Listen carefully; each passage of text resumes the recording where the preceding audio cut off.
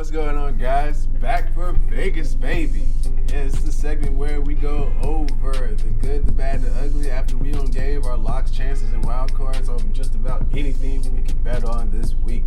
And today, we definitely going to go over the good, the bad, and the ugly from week 18 and the ending of the NFL season. So we're going to jump right into it.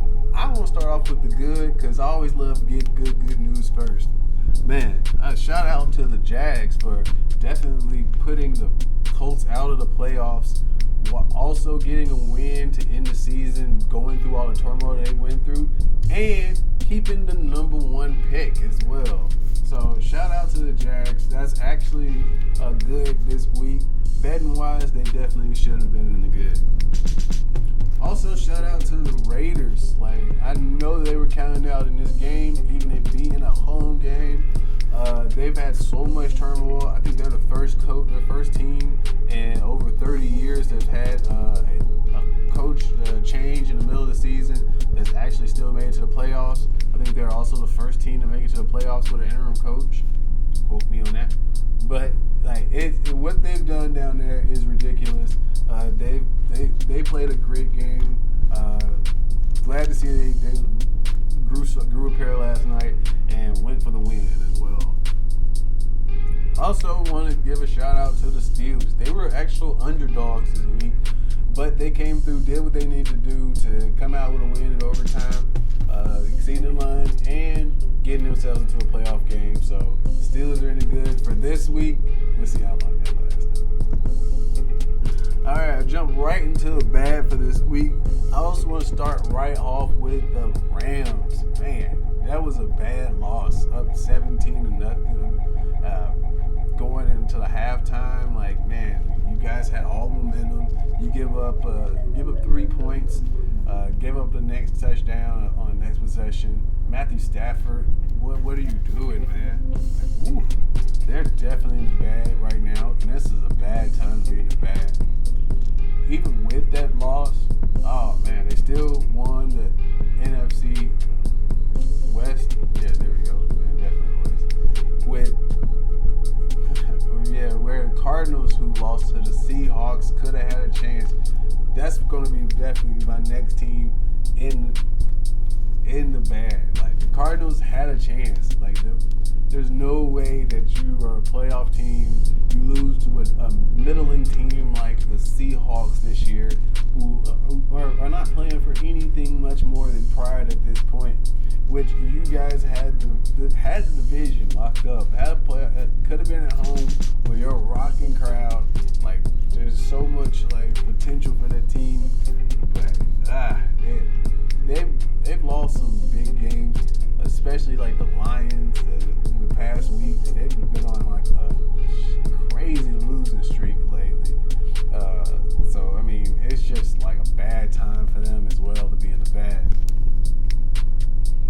I also definitely want to put the Giants in the bad. Like, you could say it's ugly, but like, they've been ugly the whole time. The only reason I put them in the bad is because they gave no effort at all to win that game. Yeah, I'm talking about the 3rd and 9 where they go on a quarterback sneak. There's been over 3,000 3rd and 8 plus plays this past season. One quarterback sneak. One. You know why there's only one?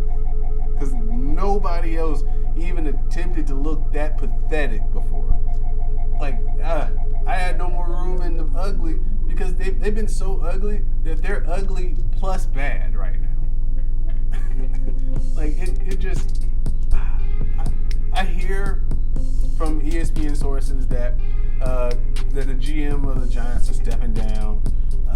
I can imagine that they're not going to keep the coach that was okay with them quarterback sneaking on a 3rd and 9 in their own side of the field. It's ridiculous. Like, yeah, so it's ugly plus bad, but it would be ugly times 2 if they wasn't getting rid of the GM and the coach. In my mind, the coach is gone as So, since we already jumped into to the ugly already, we will keep on with the ugly as well. I always want to start right off with the Colts. Like we talked about them earlier in the episode, but I want to give a shout out to them again in the ugly for missing out on the playoffs completely. With Jonathan Taylor, one of the best running backs in football, I think he's number 2 behind a healthy Derrick Henry. You just crap the bed completely.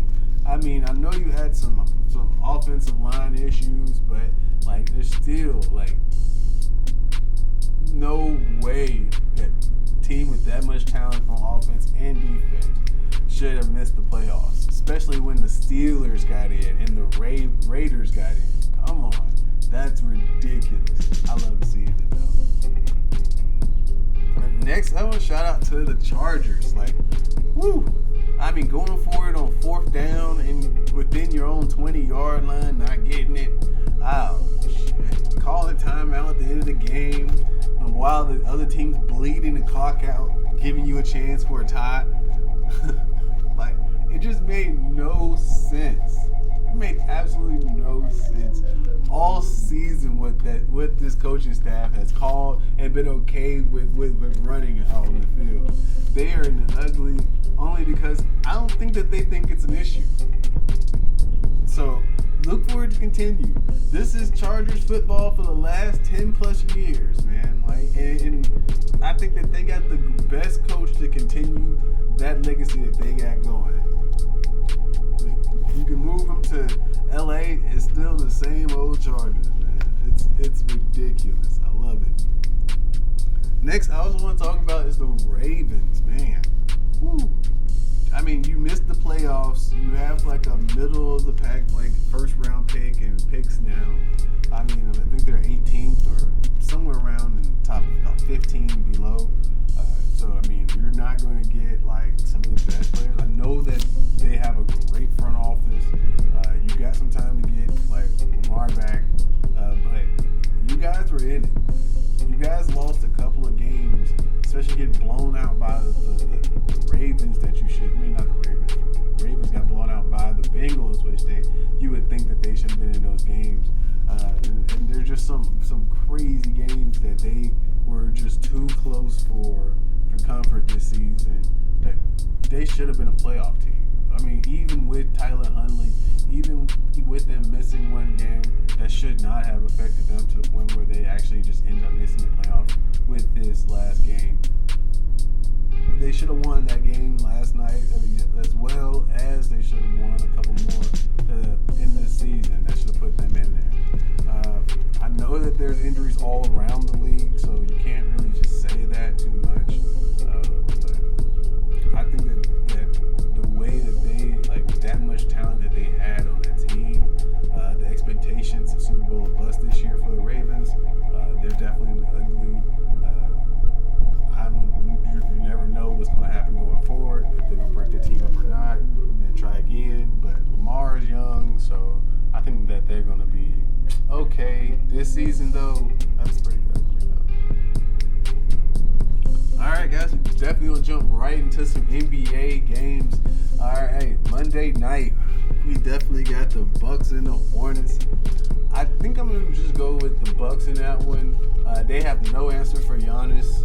I know that, like, if the Hornets get hot, they can hang with anybody. But I mean, when you got the inside presence of Giannis Antetokounmpo, I'm just gonna roll with that one and that one. And there's not many teams that I'm okay with betting with against him.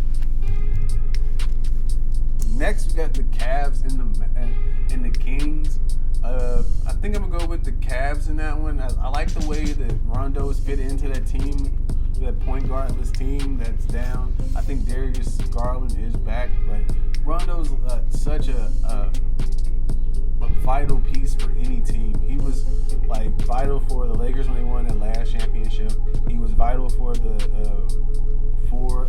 Hawks getting in position the way they were last year before he was traded. You definitely just see he still got it. Like, he definitely got it eventually. So, I mean, I like that addition to the team. They're playing really well right now. Jake B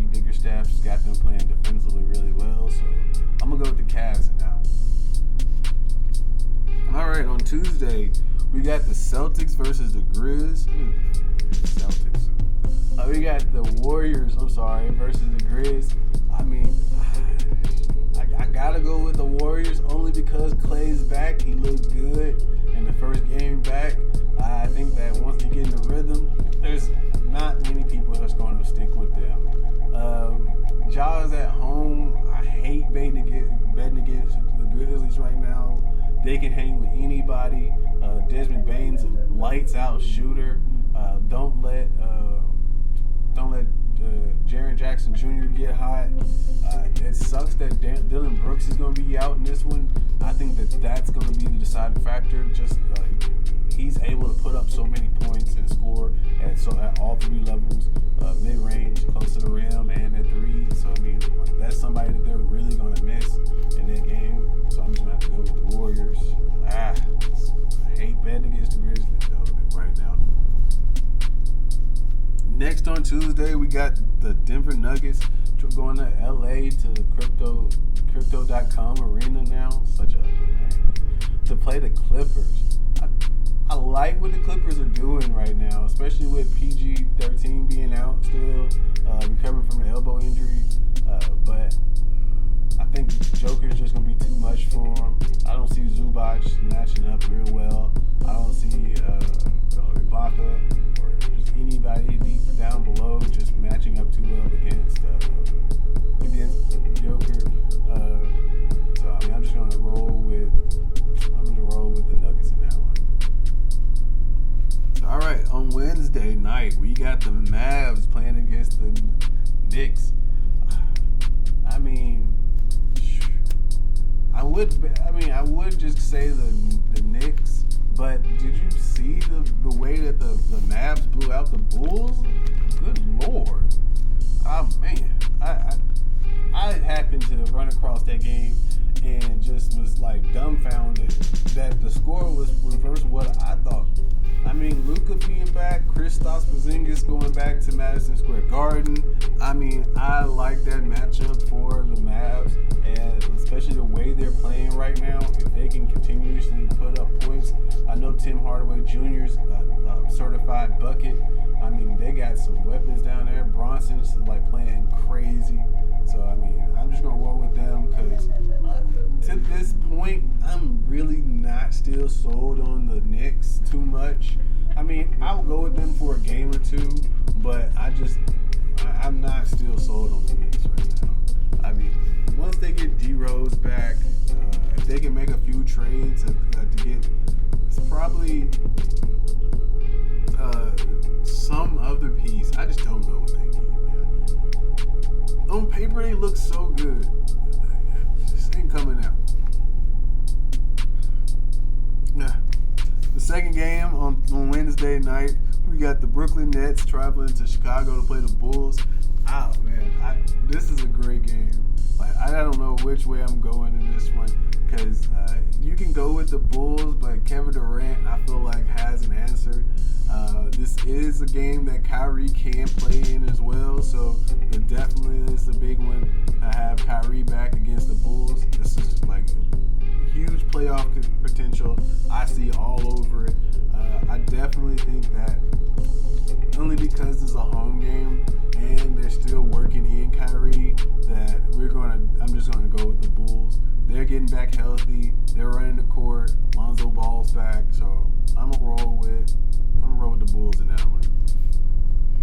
All right, going straight into Thursday games. Got the Warriors going to Milwaukee to play the Bucks. I think that the Warriors are just ridiculous right now. There's no way the Bucks are keeping up with them. So let's stay with the Warriors. And then the second game on Thursday, we got the Blazers traveling to Denver to play the Nuggets. I mean, I just don't know what's going on with the Blazers right now. There's a lack of talent and depth on that team, and it's pretty obvious right now. I mean, Dame says he wants to stay there, but is he really? Especially the way they're playing. So, look, I'm gonna go with the Nuggets again. Like, I hate betting against Dame time, but man, they're not giving me much this season to bet with. guys. That's it for Vegas, baby. When we come back, we're going to go over hot news, not news. When we return.